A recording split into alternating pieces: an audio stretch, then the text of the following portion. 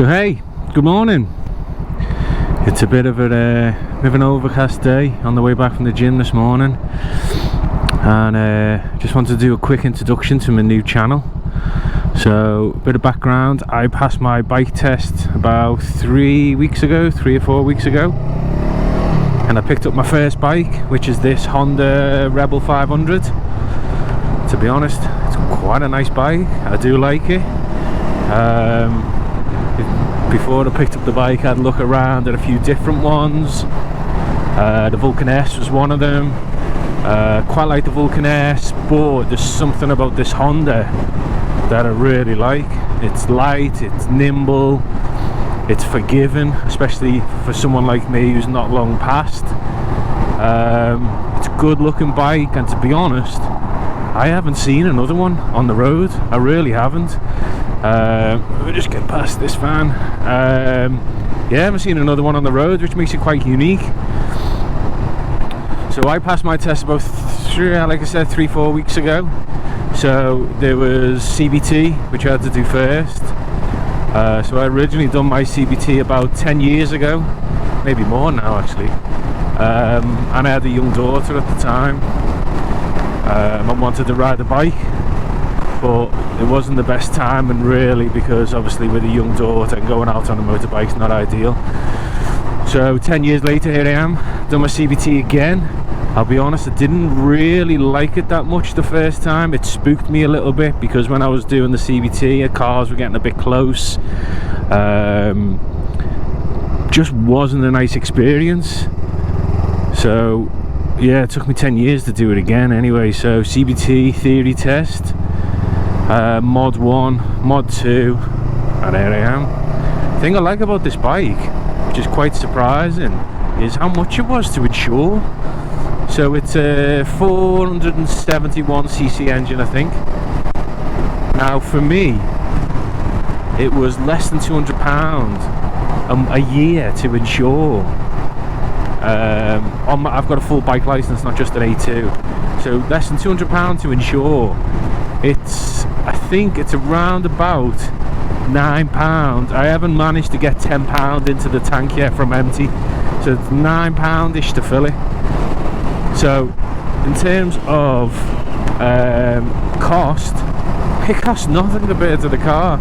So I've got a car at home which costs me £600-700 a year to insure, 30-40 to the gallon. Much cheaper alternative, much more fun riding a bike. I mean, I've really grown to love it. I wasn't sure how I would feel, like I said, going out onto a bike compared to a car. So I've had my driver's license since 1997, so what's that, 24 years. So you've always been in this car, you've always been protected by the car, you've always had command of the road. The way that you drive a car is much different than the way that you drive a motorcycle. But bloody hell, it's much more fun on the bike. It really is. Once you get used to it, once you get used to the noises, the imperfections of the road, sort of the wind, things like that, once you get used to it, it's just much more fun. You can really relax into your ride. I'm quite surprised how settled I am now on the bike. I'd much rather be on the bike than the car. I mean, obviously for longer journeys I'll take the car, or if I've got the family, the kids, that sort of thing, we'll all be in the car. But in terms of what I do each morning, just bobbing out to the gym, or you know, going around to see people, or wherever it may be, I'll take the bike every time if I could. I'll be honest, I'm probably going to be a fair weather rider. I don't think I'll be out in the heavy rain. I don't mind a bit of drizzle, but heavy rain I'll certainly be indoors or in the car. Yeah, so since getting the bike, I've done made a few changes. I've changed the back box, the back exhaust. So reading up seems to be one of the first things people seem to do when they get this bike on the forums. There's a choice between a few exhausts, so we'll do a separate video on it. It just gives it a nice deeper note. It's certainly more aesthetically appealing on the bike compared to the original pea shooter looking thing that they had. I mean, I think the bike has been built to allow people to upgrade it, or at least encourage people to upgrade it, because things just bolt on, bolt off. And being Honda, obviously it's got its own fan base anyway, of people have always done. I've had a Honda Type R in the past. What's this fan up to here? I've had a Honda Type R in the past, done a couple of little things to that, so it sort of follows the same trend. Obviously there's a big fanboy following of these things as well. So in terms of upgrades, I've only done a couple of them. I've got a few that are in the house that still need to be done.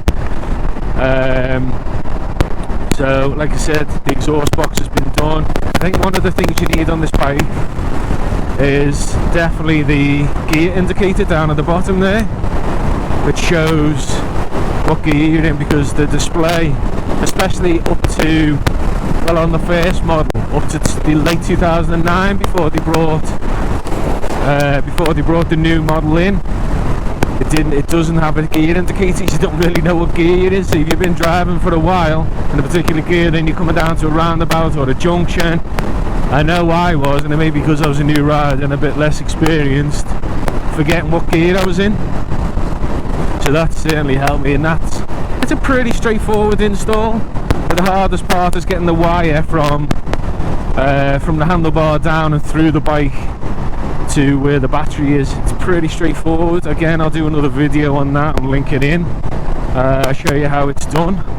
I've put down there, I've put some crash bars on, obviously new rider again, so I've got some, I think they're called Giovini or something like that, crash bars. Again, it was all around the black. I'm trying to make the bike not stealthy, but keep to the same colour scheme, which is mainly black, really, to be honest. The bike's got a shiny metallic covering, which I quite like. There's a few options. I think the silver and red, I've certainly seen them, pictures of them, but I quite like the black. I got a black helmet as well, black gloves. One of the things I would say, or a few of the things I would say that are important, is making sure you got the right riding gear. I've seen so many people this summer on motorbikes in shorts, t-shirts. I mean, I got hit in the face by a fly the other day because I had my visor up, and bloody hell, it was about an inch away from my eye, doing, I don't know, 50 mile an hour maybe, and it stung a bit just from a fly. But if it had gone in my eye going that speed on a dual carriageway, I mean, I dread to think what would have happened. And that's obviously my fault having the visor up because it was a warm day, but also getting hit. I've read stories of people getting wasps up their sleeve, up their arm sleeve, or in the shorts and things like that. And I mean, that's going to be a real problem. Also, if you come off in a pair of shorts or t-shirt, you're going to need some serious skin graft. So I've invested in safety, really. So I've got a hoodie, an All-Stars hoodie, which has got armoured back, elbows and shoulders. I got these jeans, which again I'll do a bit more, I'll do a bit of a review on them. So these are armoured in the hips and the knees, and then these gloves have got a little bit of armour on the top. They're a bit uncomfortable, these gloves are a tiny bit small, so I have ordered some bigger ones, so I'm hoping that they'll turn up soon.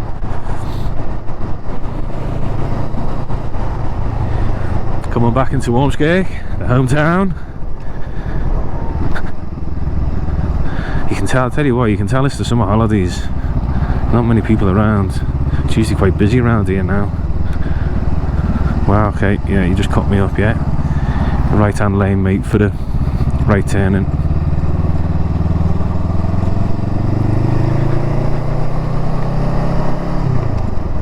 I don't know if you can hear that popping. Let me lift up the visor of the exhaust. I don't know if it's being picked up or not. So this Missouri exhaust has a really nice note to it. I did originally put it on without the baffles, but I didn't take it out because it was so loud. I mean, it was ridiculously loud. I certainly would have been pulled over by the police in no time. So you get two baffles with it. So you get one that's got holes in it, and you get one without the holes in it. So I opted to the one with the holes in it, which is sort of like a nice balance of grunt and a few pops, but it's not too loud. The one without the holes in, you may as well go back to the standard exhaust. I mean, the reason people have these loud exhausts on the bikes is to be seen, well, to be heard, I suppose. Yeah, I've had a few people cut me up, and I've only been riding a few weeks because they didn't see me. So yeah, visibility and yeah, stay safe on the road, I suppose. My bike's only got 900 miles on it at the minute, so when I bought it originally, I think it had 600, maybe just over the 600 mark. So I've done about 300 miles in 3 weeks or so. So I am riding around quite a bit. Like I said, as much as I can. I'd much rather be out on the bike than the car at the minute, especially being the summer. There seem to be a lot more bikers on the road as well, I've noticed, or maybe that's just me because I passed my test and I'm starting to notice them more. But I think the summer definitely brings them out. All the fair weathered riders all getting together for a blast. That's one thing I do want to do, is get out with a group of people. Oh, there we go. I knew you were going to stop then. When you carry on.